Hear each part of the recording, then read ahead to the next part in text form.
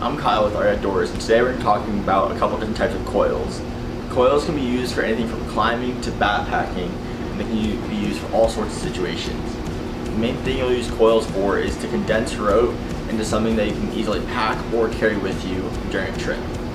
The first thing you want to do is go through the rope and flake it out. What I mean by this is just go through the entire rope and make sure there's no twists, turns, or knots in the rope, so that when you're coiling, you'll have a nice and easy time to coil the rope. One trick that you can do to flake out a lot of rope fast if you have a large piece of rope is to simply take the end of your rope, clip it through a carabiner onto your belay loop, and then you can go hand over hand, just pull the rope through. That way you're not having to worry about passing it back and forth between your hands, and you know that it'll stay in the same place no matter where you're pulling it. And that'll be a nice easy way to get through your rope. The first coil we're going to do is the butterfly coil. To start that, you want to take the one end of the piece of rope in your hand and then just let the other end slide down the rope. And then you're going to flip it over the back of your neck, grab it on both lengths with your arms extended. You can do slightly smaller if you want to blow it smaller for your coils. And then you're going to take the rope and slide it with your left hand as you go down. Flip over the back of your head, grab it with your left hand, and slide it with your right, grab with your right, come down, slide with your left, grab with your left. And you're going to keep doing this until you get to about 7 feet left of the rope. Normally it's about 5 to 10, but 7 is about in between that number. Now that you have that nice coiled section of rope, we're going to go over how to finish it. So now we have our rope nice and coiled. We're just going to make a nice little S in the rope like this. So you can see we'll have a loop on each side.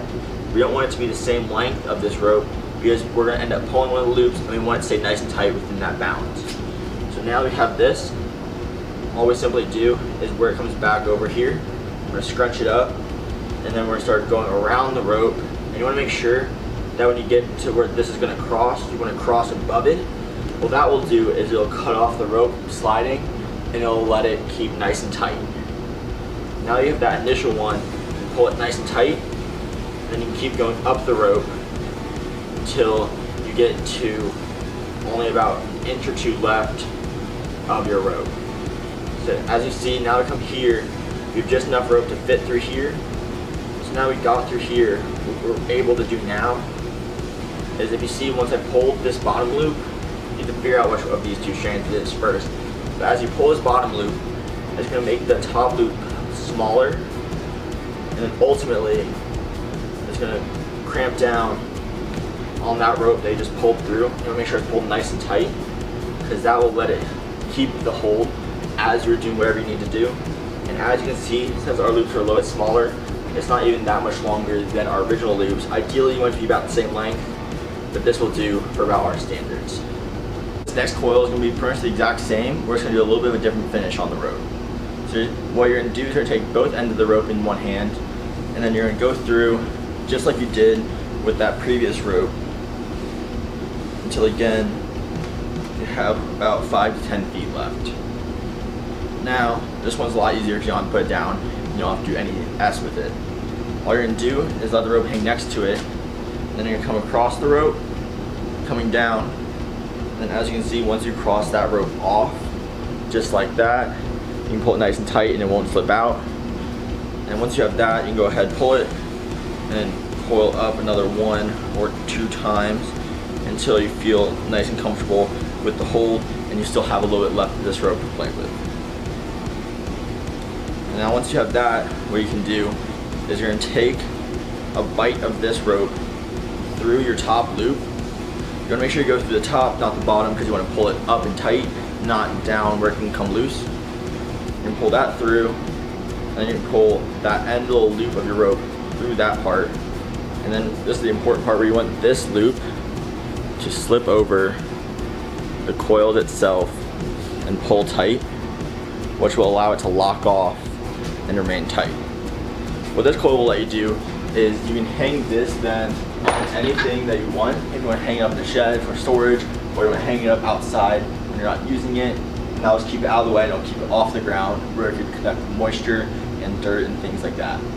Now our third coil is called the backpacker's coil.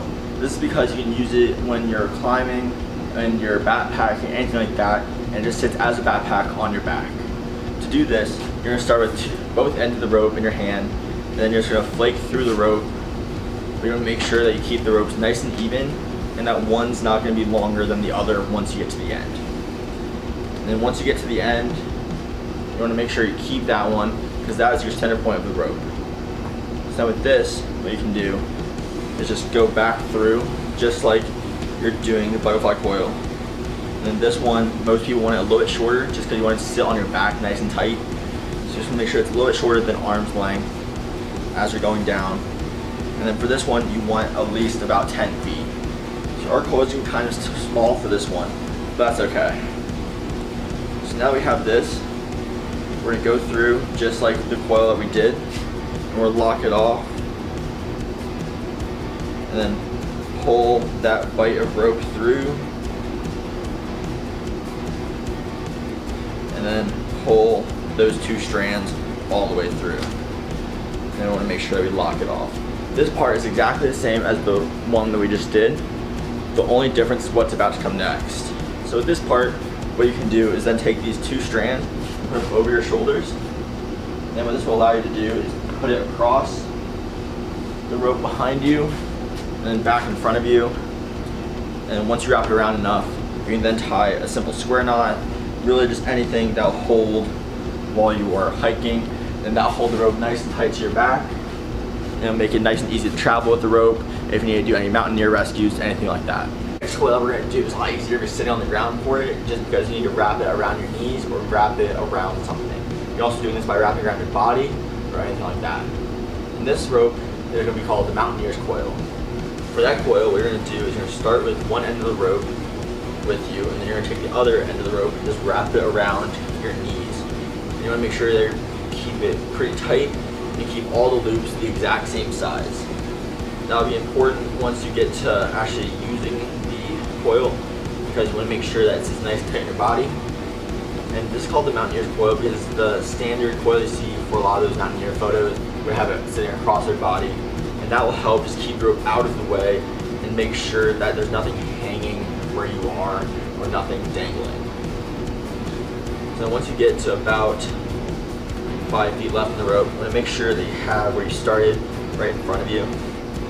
And then what this will allow you to do, pull back this rope around, and now when you finish the rope right here, that's going to keep this tail end out of the way, so it's not going to be hanging down. So to do this, it's going to be pretty similar to the way that we did the butterfly coil, where you start with that S, and then once you have that, you just lock it off, and then now you just coil up the rope around it, pulling it nice and tight with each one. And then once you get to where you have only a couple inches left, you're just going to feed that back through that top loop, and find which rope you need to pull, and pull that bottom loop. It's really helpful to have these loops nice and tight. That way there's nothing hanging too low or anything like that. And make sure that you pull that loop nice and tight so that this rope gets sucked all the way under. What that'll make sure is that this rope won't come undone and your coil won't come unraveled. So now you have the rope like this. The one that you commonly see is when backpackers or mountaineers hold the rope around them, which is why it's called the mountaineer's coil. It's also commonly used while mountaineering, which is why it's called that. The last coil that we're going to do is what we call the caving coil. I've heard some people call it the reef coil because it kind of looks like a reef. But you want to start with some of your tail ends sticking out, only about 3 feet or so. Because what that's going to do is at the end you're going to wrap it around and tie it. That way it keeps all the coils nice and tight. So then you're going to start just like you would with that mountaineer's coil, wrapping it nice and tightly around your knees. And then same thing, once you get to the other end, you want a little bit of it sticking out. So now that you have that, you can go ahead and take one rope and just start wrapping it around the entire rope. What this will do is it will keep all of those coils nice and tight together, and you won't risk having any one hanging too low than all the other ones, and you'll also have a less of a risk of any of them being hooked on anything because they're all being held nice and tight together by this rope being wrapped around it. And once you get to the other side, you want to make sure you have a good foot and a half, anything that you can tie a square knot or your knot of choice with. Now that we have that one, we're just going to let that hang there for now, and then we're going to start wrapping this other rope all the way around it the exact same way that we just did. It is important to know that if your ropes for some reason are a little bit too long, that's okay. You can just go back and add more loops around the rope, which will take up some more of that excess rope, as well as keep your coil nice and tight. So as you can see, we're getting to be a bit long, so I'm just start wrapping it a little bit more to make sure that stays nice and tight. Now, once we get to the end, just wrap this one back around one more time. And as you can see, they're coming from opposite ways. That's very important to know. So when you start wrapping one way with the one, the other with the other, so it should look like a continuous spiral throughout the rope, and that will leave the same situation here as we see. So what that will allow you to do is now you just go in, tie your first knot, and now that you have that knot, you can go in and tie your second knot to make a square knot, which will tie that off, and then you can take these and just tuck them back into those loops where you just made, keeping that rope out of the way as you're climbing, mountaineering, caving, anything like that. And now that you see with that, even if we do go sideways, it's not going to droop, it's not going to fall. And what that will let you do is just simply wear it like a mountaineer's one without having the excess that can get hooked on things. If you like this video, be sure to like and comment, and then subscribe, and make sure you comment what video you want to see next, and we'll be sure to make that video as soon as we can. Thanks for watching.